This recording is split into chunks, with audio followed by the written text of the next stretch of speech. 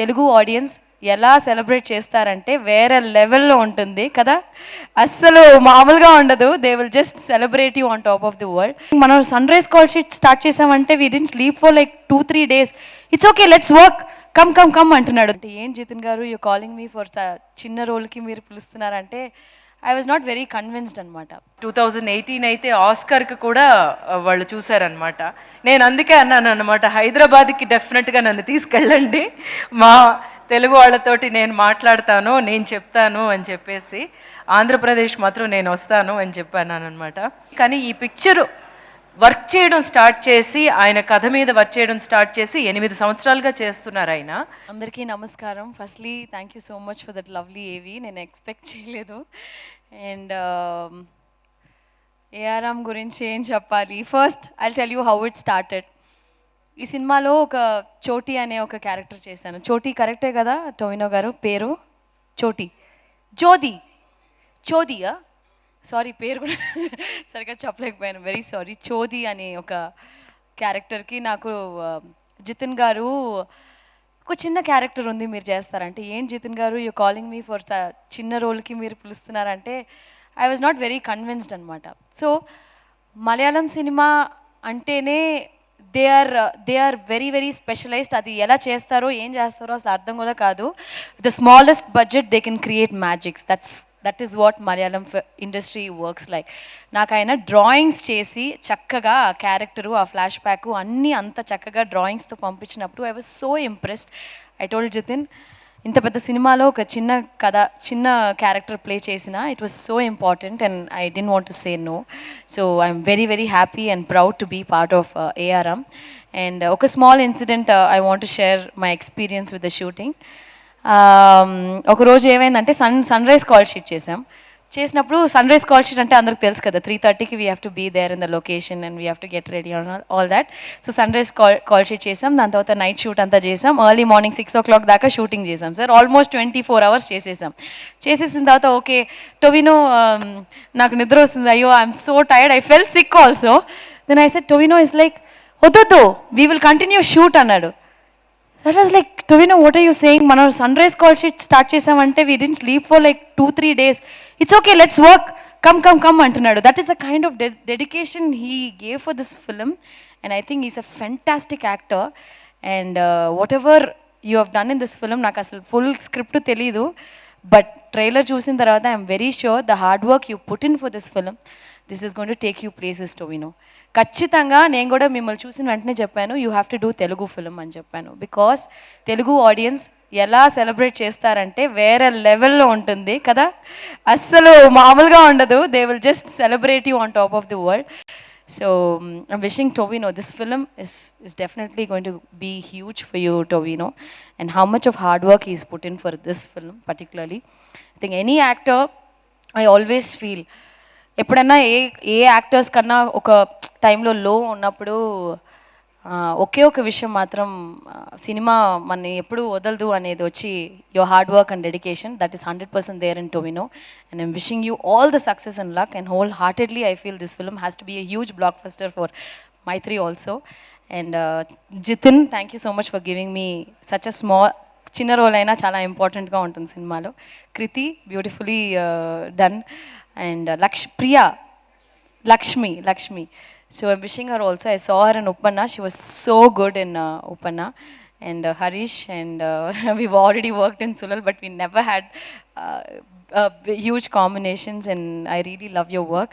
Rohini ma'am, చెప్పనే అవసరం లేదు, చాలా సినిమాలు చేసాం అండ్ దీంట్లో మనకి కాంబినేషన్ ఏం లేదు.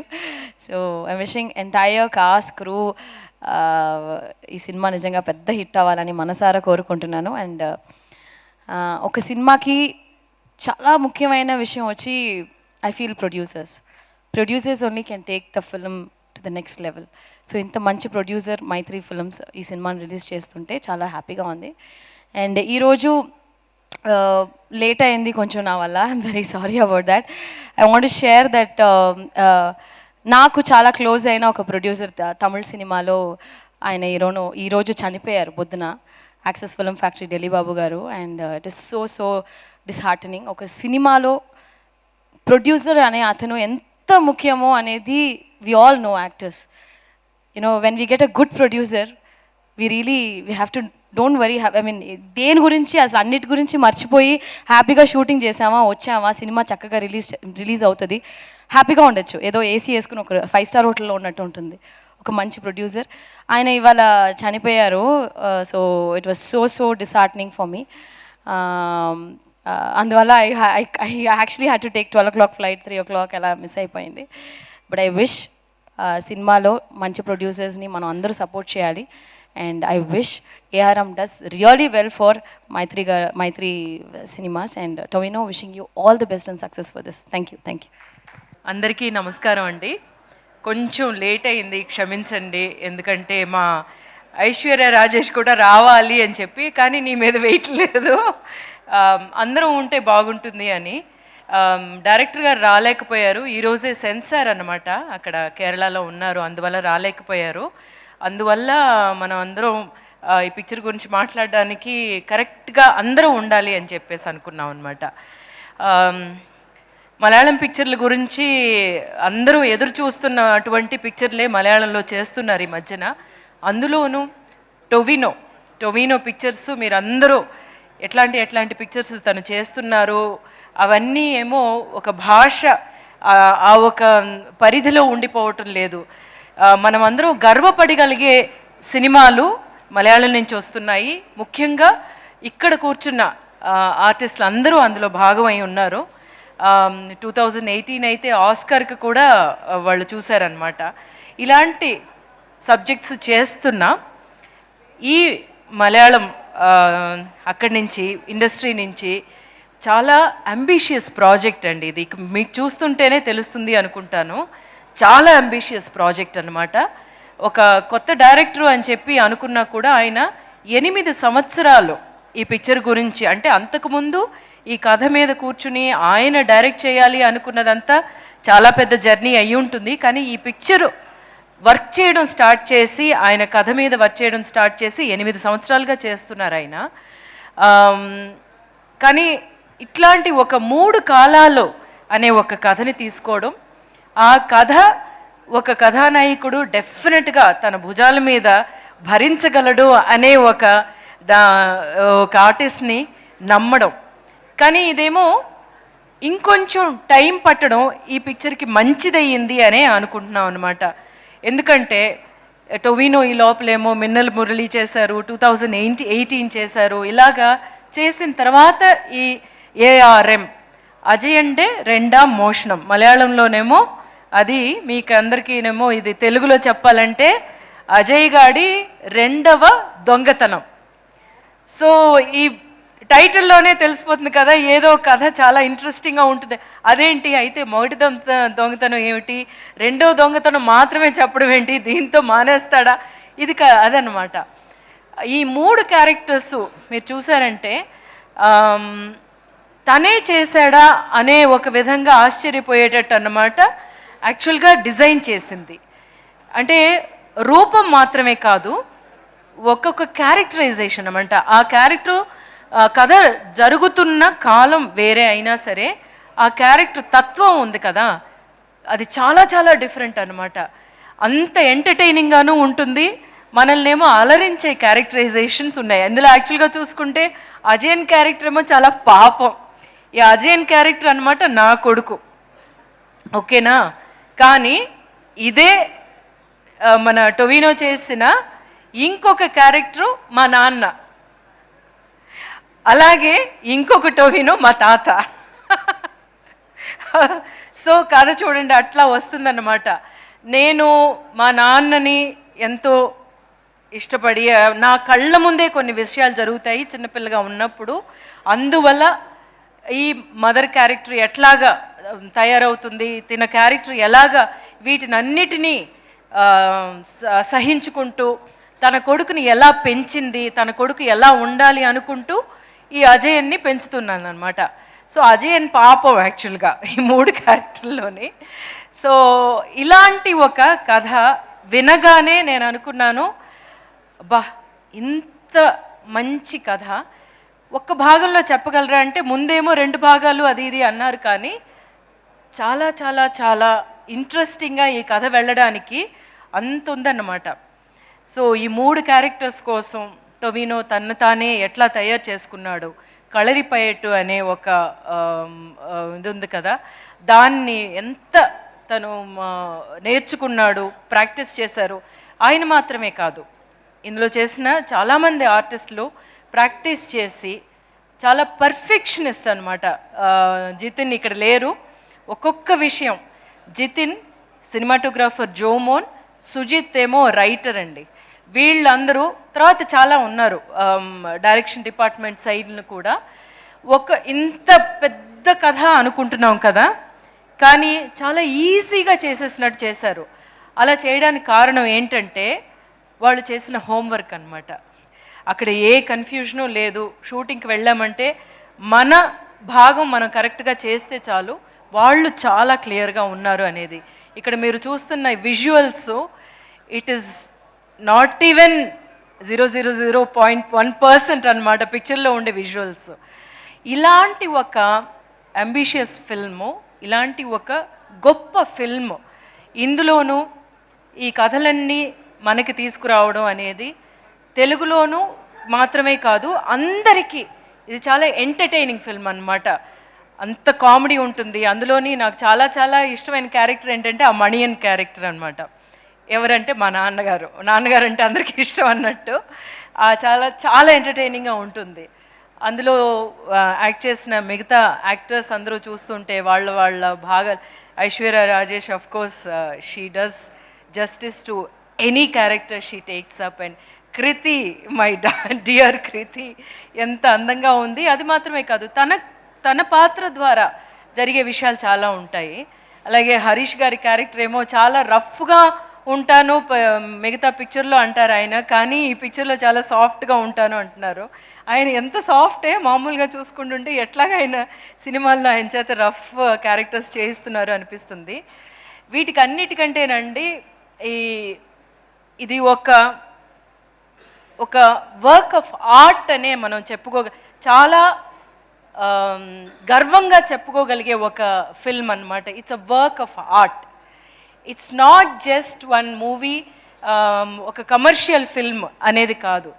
సో అందులోని ప్రతి దాన్ని తీర్చిదిద్ది మీ ముందుకు తీసుకొస్తున్నారు.